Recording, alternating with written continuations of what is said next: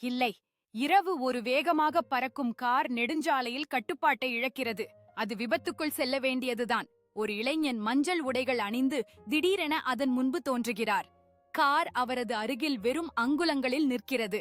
ஓட்டுநர் அதிர்ச்சியுடன் வெளியே வருகின்றான். நீங்கள் யார் எனக் கேட்கிறான். ஆண் அமைதியாகச் சிரித்து ஒரு மயில் காற்று கற்களை பிடித்துள்ளார். நான் உன்னை காப்பாற்றினேன் என்கிறான். உன் பயணம் இன்னும் முடிவடைவதில்லை. ஆர்டினர் பதிலளிக்க முடியுமவரை ஆண் மறைந்து விடுகிறான். மாதங்களை வானொலியில் ஒளி வீசும் காற்று கற்கள் மட்டும் மீதமுள்ளது. ஆர்டினர் காற்று கற்களை பார்த்து உள்ளுணர்வாகிக் கொண்டே இருக்கிறான். திடுக்கிடும் சந்தோஷம் மற்றும் ஆச்சரியம் தேடுகிறான்.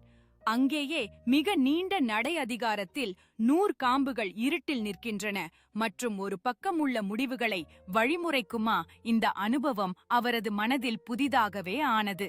அவரது வாழ்க்கை எவ்வாறு மாறிச் சென்றது என்பது பற்றி சிந்திக்கிறார்.